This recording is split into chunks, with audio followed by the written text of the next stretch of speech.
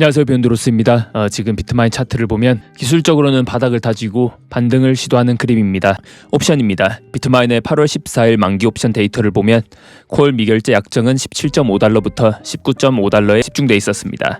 특히 18달러, 18.5달러, 19달러, 그리고 19.5달러 구간에 콜 OI가 크게 몰렸습니다. 그리고 만기일 종가는 약 18.04달러, 맥스페인도 18달러였습니다. 맥스페인이란 옵션 매수자들이 전체적으로 가장 불리해지고 반대로 옵션 매도자들의 지급 부담이 가장 작아지는 계산상 가격대입니다. 그러니까 금요일 18달러 부근 마감은 이상한 숫자가 아니란 거죠. 콜과 풋이 많이 몰린 행사가 근처에서 주가가 붙는 이른바 핀 현상이 나타날 수 있습니다. 다만 여기서 꼭 구분해야 될 게 있는데요. 18달러 콜 OI가 많다고 해서 18달러 이상으로 갈 거라고 베팅한 사람이 많다라고 단정할 수는 없습니다.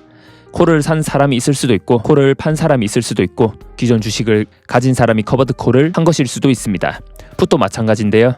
18달러 풋 OI가 있다는 건 18달러 아래 하락에 대비한 해지일 수도 있고 18달러 아래로 크게 안 내려갈 거라고 보고 풋을 판 포지션일 수도 있습니다. 그래서 옵션 OI는 방향을 예언하는 도구는 아니고 대신 단기적으로 시장이 가장 민감하게 반응할 가격대가 어디냐 보여주는 지도에 가깝다. 이번 만기에서는 그 중심이 18달러였고 위로는 18.5달러에서 19.5달러가 단기적으로 중요한 콜 구간이었습니다.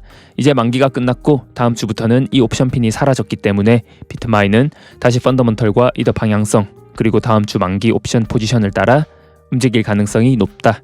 그리고 차트상으로도 지금 굉장히 중요한 자리인데요. 비트마인 일봉을 보면 6월 말 약 12.8달러 저점에서 반등한 뒤에 저점을 계속 높여오고 있습니다. 그러니까 단기 상승 추세선은 아직 살아있다.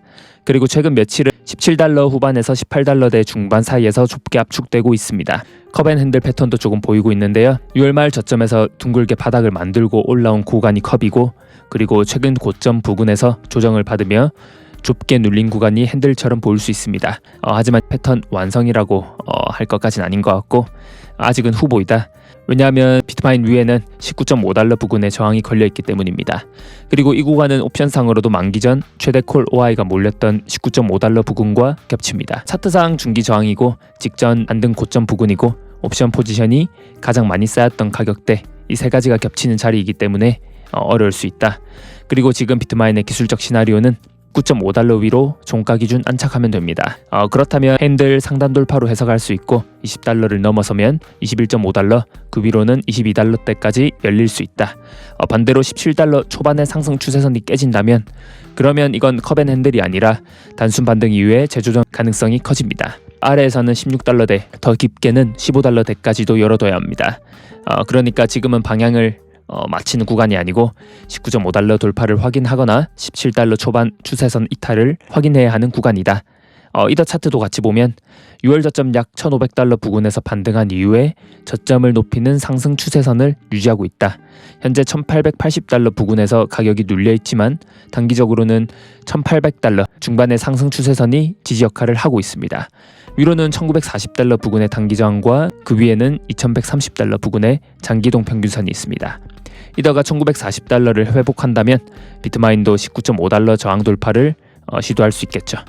하지만 이더가 상승 추세선을 이탈하고 1,800달러 아래에서 밀리기 시작하면 비트마인의 17달러 초반 지지 역시 위험해질 가능성이 높다. 비트마인은 결국 이더 레버리지 자산이기 때문입니다.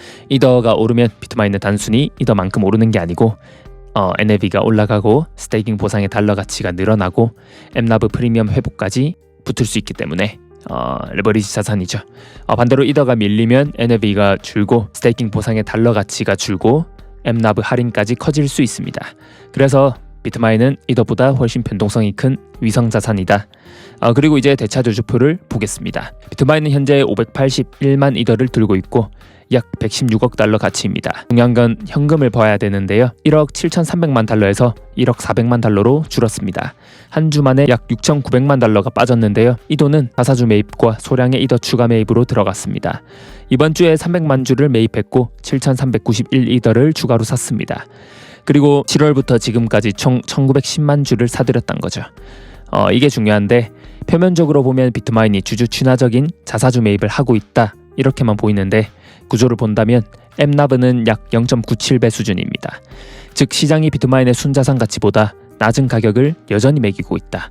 이 상황에서 보통주를 ATM으로 발행해서 현금을 조달하고 그 돈으로 이더를 더 사면 어떻게 될까요? NAV보다 싼 가격에 주식 새로 찍는 셈이기 때문에 기존 주주에게 불리할 수 있습니다. 주당 이더가 줄어들 수 있기 때문입니다.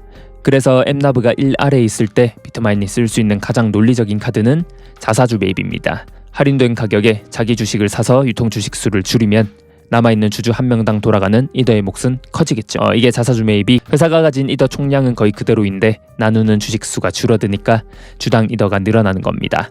그래서 지금의 비트마인 자사주 매입은 합리적인 자본 배분 선택이다. 그런데 여기서 문제가 하나 있는데 자사주 매입을 하면 할수록 현금은 줄어들죠. 현금이 무한한 게 아니잖아요. 연간 운영비가 지금 1억 7천만 달러 수준으로 추정됐는데요. 현재 현금은 약 1억 400만 달러입니다. 단순 계산으로는 7,300만 달러의 갭이 있는데 물론 이 회사는 이더를 스테이킹하고 있어서 스테이킹 수익이 나오긴 하죠.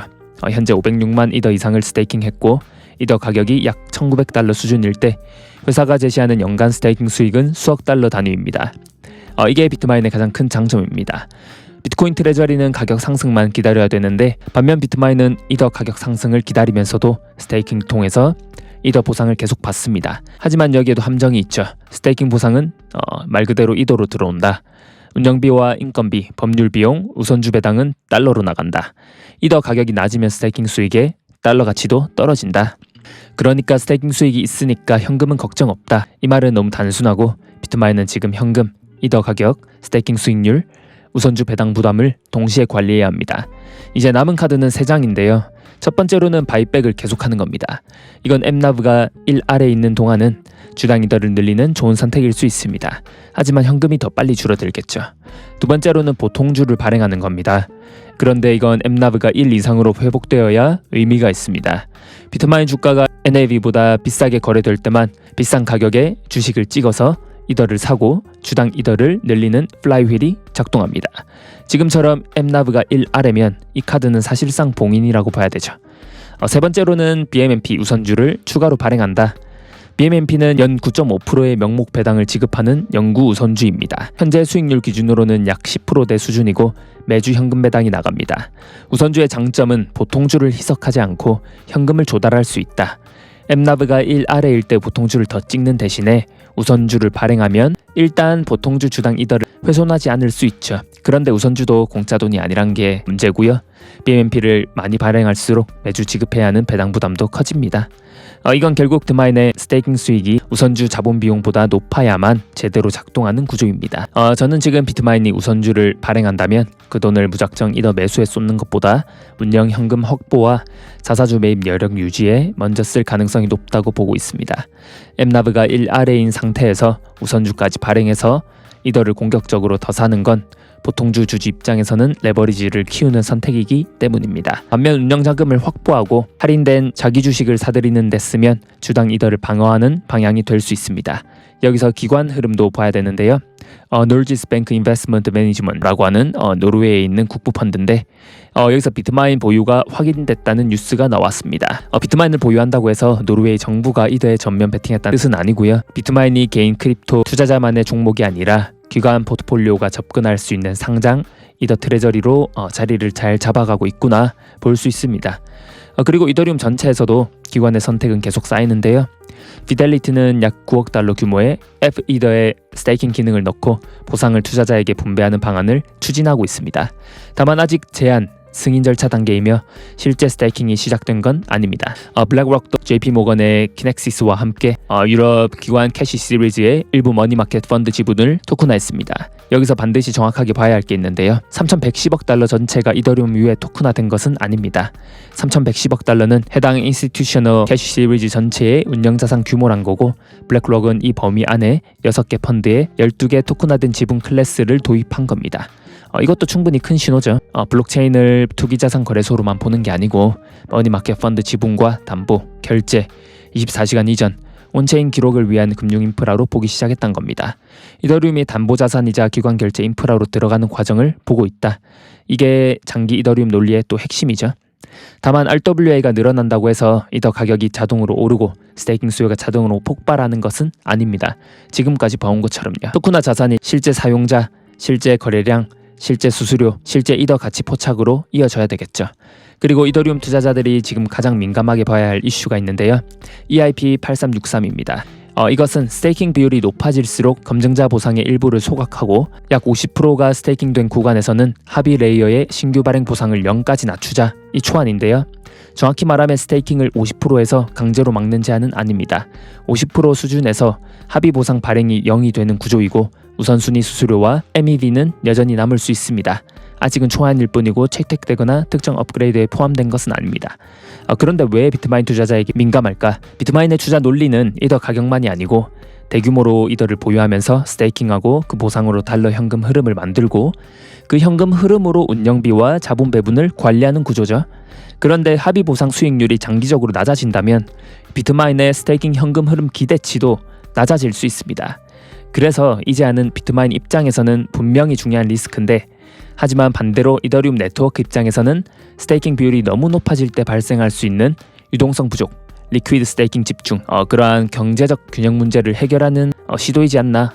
그러니까 이걸 단순히 이더리움이 스테이킹 수익을 없앤다라기보다 핵심은 보안과 유동성과 탈중앙화와 통화 발행, 스테이킹 유인, 그런 것들의 균형이 맞아져야 되는데 그러한 측면에서 보면 좀 더 지켜봐야 된다. 다만 비트마인 투자자라면 이 제안의 진행 상황을 저와 같이 계속 봐야 됩니다. 이더 가격이 1만 달러가 되면 스테이킹 수익이 무조건 수십억 달러가 된다는 단순 계산은 위험합니다. 이더 가격도 변수고 스테이킹 비율도 변수고 프로토콜 보상 정책도 변수다. 정리해보면 단기 차트는 17달러 초반 지지와 19.5달러 저항 사이에 있고 19.5달러 위 종가 안착은 기술적으로 긍정적인 신호가 될 수 있다. 반대로 17달러 초반의 상승 추세선을 깨면 바닥 다지기보다 재조정 시나리오를 봐야 된다. 펀더먼털은 이제 mNAV가 0.97배 수준인 지금 보통주 ATM은 사실상 막혀있다. 자사주 매입은 주당 이더를 늘리는 합리적인 선택이다. 하지만 현금도 빠르게 줄고 있다. 그래서 다음 수는 바이백의 지속, 이더 반등 대기와 BMNP 우선주를 통해서 자금 조달 중 하나의 가능성이 높습니다. 저는 그 중에서도 BMNP가 다음 유동성 카드로 가장 유력해 보입니다. 하지만 그것이 호재인지 아닌지는 단순히 자금 조달 성공으로 판단하면 안 되겠죠. 그 돈이 운영 안정성과 할인된 자사주 매입에 쓰이는지 아니면 mNAV 할인 상태에서 이더를 더 사기 위한 레버리지로 쓰이는지 그리고 스테이킹 수익이 우선주 배당 부담을 얼마나 안전하게 덮는지 그걸 봐야 됩니다. 여기까지 하고요. 다음 영상에서 뵙겠습니다. 감사합니다.